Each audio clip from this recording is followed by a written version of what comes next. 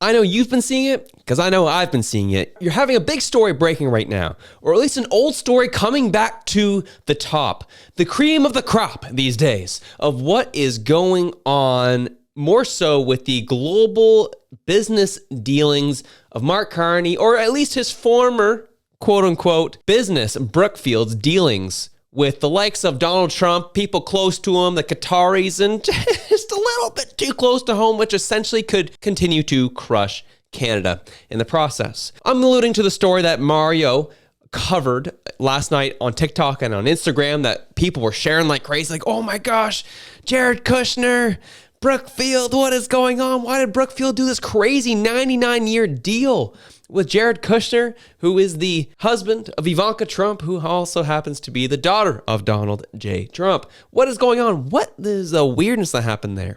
So that was spread all over social media last night. Then David from Moose on the Loose did a huge deep dive into the story of how it all connects, how it all comes together, and I thought it was very well done. And quite frankly, I thought, you know, what is the point of me? Like, he did the whole thing justice. I don't think he left one stone unturned in that video. And I was like, I'm just going to leave it. It makes no sense for me to cover this. But then it hit me. What have I been talking about? How it's us independent media against the machine. When does a story break? What happens? You have the Associated Press you'll have the Canadian press that'll put a story out, and they have something called The Wire. And every news outlet, the Toronto Star, Globe and Mail, CBC will rip that exact story and push it out to their followers en masse. So I thought, you know what? We're going to do the exact same thing here, shall we? Moose on the Loose, David did a fantastic job, and I'm going to take what he did, repurpose it, and just be another voice to speak on it, so you have something else to share, another voice, another face to share what is going on and what is happening, or what happened with Brookfield, Jared Kushner, and how it all comes back to Mark Carney being a very bad idea to be our prime minister at this point in time in our country.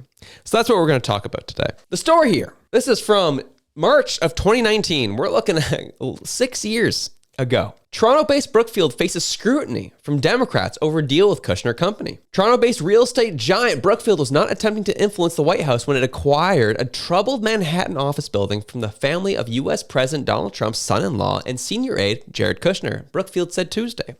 Brookfield is facing scrutiny from Democratic-controlled U.S. House of Representatives over the 2018 deal, in which the company paid up front to acquire a 99-year lease in a 41-story tower whose mortgage debt of more than $1 billion the Kushner family had struggled to deal for years. Brookfield has rejected any suggestions of impropriety. No evidence of wrongdoing has emerged. But this is the thing, folks. Where there's smoke, there's fire. And honestly, yes, was the Democrats and the media motive to cover the story to try and stick it to Donald Trump? Dang straight it is. But we're going to use this for our ability these days to kind of shine a light of what is happening, what has been going on. So you had Mr. Jared Kushner, right? Who took on the family business in his mid-20s and then bought a beautiful 666 Fifth Avenue, 41-story building in New York City, Manhattan. And it was a huge flop. And he struggled for years to push it. Well, it wasn't a total flop, totally his fault. It was just, remember that whole thing back in 2008? Yeah, that whole thing happened. And now he got stuck with this 41-story building and that had nothing to do with it and wasn't making any money. It was actually a big loser for him. He didn't know what to do. He was trying to offload it. So he talked to different investors, talking to different people. It comes to 2016, he starts talking to the Qataris. And there's like, hey guys, we need to get this thing moved. It's a great building. It's in New York City. You want American investments? It's a cream of the crop. But the Qataris looked into it and it's like, it's a dilapidated building. You haven't put any effort into it. It sucks. It looks like you're just trying to offload a crap asset to us. So no. Then what happens? Well, Saudi Arabia and surrounding countries were supporting a blockade against Qatar. And that blockade was an economic blockade.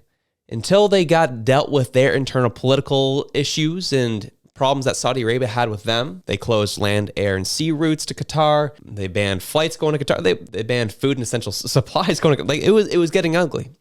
And Donald Trump came out in public saying, yes, this is a great blockade. This is what's needed. We need to get these radical ideologies out of Qatar, yada, yada, yada. Then Mr. Jared Kushner joins the Trump administration in 2018 and acts as a liaison to the Middle East. And all of a sudden, the wheels started turning. All of a sudden, Qatar got into talks with Brookfield. Brookfield got into talks with Jared Kushner's business. And they secured a 99-year deal worth $1.1 billion to purchase the asset off of Jared Kushner. And then all of a sudden, when that deal goes through, a key Trump advisor starts pushing to lift the Qatar blockade and make it a priority in the next 70 days, which took place in 2020. Interesting how that all came together. So then the question comes about, it's like, well, Josh, was there any real impropriety going on? There's a couple year difference between the deal happening and then Trump's administration pushing to eliminate this blockade on Qatar. And there's just a couple questions people have, right? A 99-year deal is actually very out of the ordinary. Sometimes it's normal because the company wants to develop the property, or they'll keep it for, having a stable investment, or it's just a tax and legal strategy. But they don't typically secure a 99-year deal to do those things. It is actually a deal, this type of deal doesn't happen very often. And if it does, that's why it raises eyebrows. And that's why the US government was like, what actually happened here? This was a very odd scenario. And especially the situation surrounding the deal, what ended up happening? Well, you end up looking at the fact that the QIA owned a 7% share in a Brookfield investment fund. And there's like, so they only own like 7% of the property. So them acquiring that much really doesn't mean much for them. It's like, no, folks. It's not about them having the asset. That it didn't really matter to them. They were motivated that if they do a deal with Donald Trump's son-in-law, this will move Donald Trump's and the American president shifting his tone on policy. Because 2 years prior, he was all about the blockade. Then all of a sudden, 2 years next, he's like, we got to push to get this removed. So the fact that they could do a deal with his son-in-law, and then all of a sudden, the tone changes from the president on these blockades. What is going on? Well, could it be the fact that, Brookfield has an increased interest in LNG plants that aren't in Canada? The fact that, Qatar does a lot of deals and supplies a lot of LNG? Could that be a situation that happened? Like there's some marriages that took place that the dots all connect of why this happened the way it happened. Which then you bring in Mark Carney, who didn't join Brookfield until 2020. And how does this all kind of come together? Well, the issue that people have is the fact that Mark Carney would have access to all these documents. Mark Carney would know of what happened here. Mark Carney would be able to see the inward workings of this deal and how everything kind of connected. So when you have Mark Carney standing up on stage saying our relationship with America is now done, and then the next day Donald Trump says, it was great meeting with Prime Minister Mark Carney, this, that, the other, and showing some respect to him, shows that, as what Moose on the Loose put out, could he have some leverage on Donald Trump? Could there be some shady business dealings happening between the two of them? There are some who are suggesting that Donald Trump and Mark Carney are in bed together and trying to figure out deals together. And there's another thought that Mark Carney just has leverage on Donald Trump and he better play nice or he's going to roll over on him. These are some of the theories that people have. We don't know which one it is at the moment. But all we know is when you have two guys in power right now who are very much have investments in the private industry, all of a sudden having talks about the sovereignty of nations and how Mark Carney has denied and actively fought against pipelines being built in Canada, but all of a sudden they can be built in other parts of the world where they can make money, where the Qataris can make money on it. But for some reason, Canadians can't make money on it. Mark Carney's allegiances are to Mark Carney and the people he represents, not Canada. No. Global bankers, global investment funds, global lists. Those are the people that he answers to. Those are the people that he cares about. When he talks about representing Canadians, he doesn't care about Canadians. He legitimately doesn't care about us. All his business dealings, everything he's been involved with has always been for him and the businesses that he represents. And when you have a man like that who holds $6.8 million of Brookfield options and they moved that into a blind trust, you have to ask where his allegiances lie. And then what happens? Well, you have the mainstream media who's like, Pierre Poilievre owns Brookfield stock. It's like not the same thing. ETFs are very different from owning the actual stock. But I digress. This is a very shady man.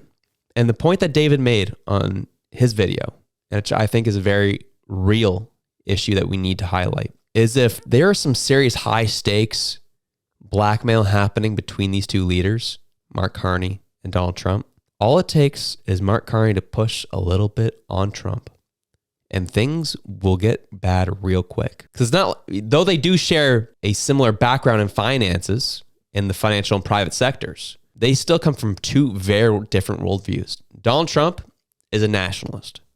Mark Carney is a globalist. Mark Carney pushes for net zero policy. Donald Trump pushes for America first policies. So all it needs, and we know that Mark Carney has a wicked temper, and so does Donald Trump. And all it takes is Mark Carney to say and do something stupid because he literally doesn't have the leverage. We established this. Even people in his own, Ian Bremmer saying, no, Canada's going to fold at the end of this vote. But what does it take? Is Mark Carney going to fold like the Ian Bremmer said he's going to do? Or he's going to try and actually do something even more stupid and try to over-leverage Canada, over-leverage himself in his talks with Donald Trump. And then we get hit with 100, 200% tariffs. And then bye-bye Canada. Then comes Russia, then comes China, and we have no way to defend ourselves. And all of a sudden we're picked apart piece by piece. And that's the result you'll get with Mark Carney. With at least Pierre Poilievre, we have a shot of maintaining our sovereignty. And with that, the good news today is Pierre Poilievre announcing another tax cut for people investing in Canada. I think this is the big one, is if you sell an asset here in Canada, you can take that money tax-free and reinvest it into another Canadian vehicle, whether it be in property, businesses, assets, whatever. This is a huge, America does this already. We've not done this. And this is a great move because what it does is it attracts more investment dollars to Canada, attracts more job creation to Canada, and it allows people to keep more of their money and starts rebuilding the highway between upper class earners and lower class earners and allowing people to actually climb up the ladder rather than being stuck in an economic class with no upward mobility. These are great deals. Things like this are great for the regular person. Things like this are great for the country. And Mark Carney, he's a bad man and not in the good way. But anyways, enjoy your Sunday. Have a good one. I'm out.